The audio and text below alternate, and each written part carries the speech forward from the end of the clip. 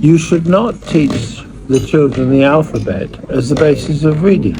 And similarly, people typically put up an alphabet wall frieze, A, B, C, D, and so forth, A to Z, but actually they shouldn't. Mr. Chris Jolly, known as the father of phonics and founder of Jolly Phonics, created a method now used in more than 150 countries to teach children to read and write. Jolly Phonics links sounds with actions, making literacy natural, fun, and memorable. Our founder personally met Mr. Jolly to learn firsthand why his method is so effective. Watch the full interview in this video. Why do you think phonics, especially Jolly Phonics, is such an effective foundation for children's reading and writing compared to traditional methods? You're really asking a child to memorize the word. There are so many words in English, and after a while it's just overload. And if you rely on memorization, then each time they find a new word in a book, they must ask someone how to say it. Yeah, that's true. With phonics, they get a skill, and that skill is to be able to sound out a word and then blend it so they can read it. So when they come to a new word in a book, most likely they will be able to work it out by sounding it out and blending.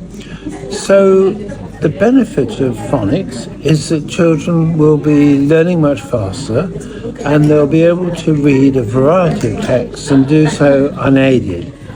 And with Jolly Phonics, the benefits are that they will thoroughly enjoy it. It's a fun program to use. They will make particularly good progress, and you can expect all of them to do well. In your experience, how Jolly Phonics not only teach literacy, but also building children's confidence and love for learning? Yes. Now, the thing that was most disheartening for children is if they're asked to do something and they haven't been given the skills to do it.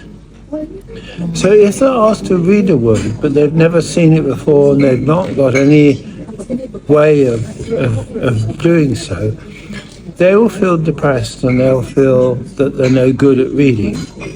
On the other hand, if you've taught them the letter sounds and you've taught them how to blend, and they come to a new word, they can sound it out and blend it with a bit of encouragement from you and help.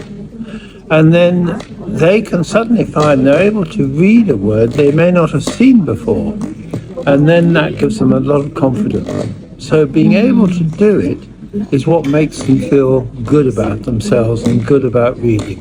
How can Jolly Phonics support multicultural learning environment where children come from different backgrounds and language levels, like in our school, for example? Yes. The reality is that the most effective, the most significant way of teaching, and therefore teaching literacy as well, depends on the methodology, the way you do it. What the children bring from home in terms of their ethnicity, in terms of how well off they are or not, and what gender they are, that is much less important. So even if you have poor children who have no English, you can expect them to achieve. But it relies on a good program that takes them through all the steps from the beginning. So you teach them those letter sounds, you teach them to blend, and then they can do it. You shouldn't have lower expectations simply because they don't have English as a first language. And I'll tell you also a story, and that is this, that in the UK, where we have a lot of people who have immigrated to the UK, we can see what the results are in schools comparing black African children, Indian children, Chinese children, and white British children. And the problem we have in the UK is that the people who perform least well, the people who struggle most in school, are the white British. And the black African and the Indian and the Chinese, they do better. So a lot comes down to motivation. Very often, and most typically, those children who are from immigrant families they tend to be more motivated. They have more belief in themselves they can do it, and they do.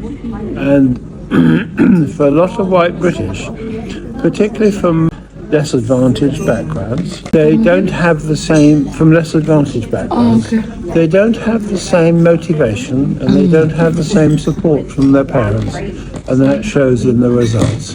What do you see as the biggest impact of schools like ours in adopting Jolly Phonics early on in their journey for the kids? The biggest impact is simply enabling children to read and to write, and to do so in English.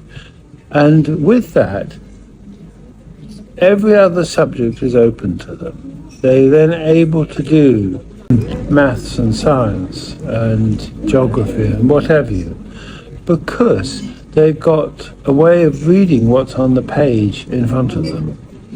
So ability to read is the start of education as a whole. And even that can be achieved even with very young children, and it makes a huge difference. And English is such a strong vehicle for learning about the world, learning science, and being able to just have a very prosperous future. What advice would you give to parents and also educators who want to prepare children not just for reading and writing, but also for to thrive in the future? Children benefit from parental encouragement.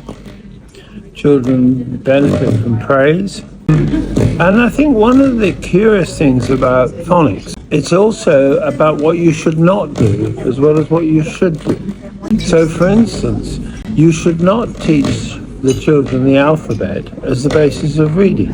So you should not call the first letter of the alphabet A. You should use its sound, A, and only call it A, not call it A, when it comes to reading. And similarly, people typically put up an alphabet wall frieze, A, B, C, D, and so forth, A to Z, but actually they shouldn't. They should put up a phonic frieze, which does all the 42 sounds of English.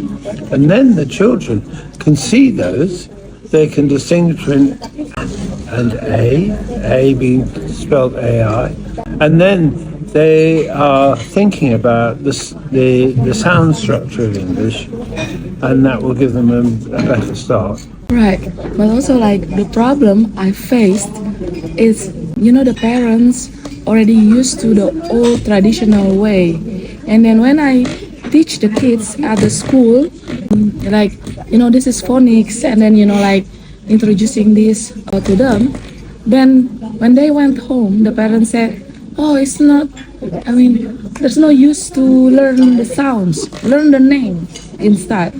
What should I say, or how to make these parents understand in our perspective? It's hard, because this is one of the crucial things. The parents need to be able to understand that phonics is different, and that there are things that need to change in their thinking, and therefore you have to just repeat it and say, look, these are the sounds we use. Perhaps give them some listing of those sounds so they can try and work them out for themselves, but they want to help their child, and you can say to them, this is how we help you. I remember a story that I heard of a child who went home after the second day at school, and Granny was at home. And so Granny said, oh, what did you learn at school today? So the child said, I learned A. So Granny didn't know what she meant. So what do you mean? And so the little child showed her letter A and said, there. Oh, said Granny, you mean A? And the little child said, no, A. Granny was quite confused and didn't realize, and suddenly found that Granny, was being taught about phonics by her little 5-year-old granddaughter. The interview is very important for me because to show the parents as well that you come from the UK, you are British, and you developed this very systematic system, and it is called Jolly Phonics to replace this ABC. So they Exactly. must see you, Yes. and listen to you. Yes. Well, maybe I should come to Denpasar then. Ubud, to Bali Art School. Yes. Who's to say? Maybe I should find a way of doing so. Thank you so much, sir. Yeah. What would you say to parents in Bali Art School about this Jolly Phonics? Do you want to say something? I mean, the evidence is strong that Jolly Phonics is the most effective phonics program around, the most effective way for young children to become literate in English, be able to read and write. So, parents, the best advice I can give is to support you, to be able to follow your advice, and still to be keen to see their child develop, to get some awareness of Jolly Phonics. Look it up on the internet, for instance. There's masses of stuff about Jolly Phonics there. Listen to you. And yes, your child will get there. They may need help. It will be a struggle for them, but a pleasant one. They'll enjoy it. They'll feel good about themselves in being able to develop and acquire that skill.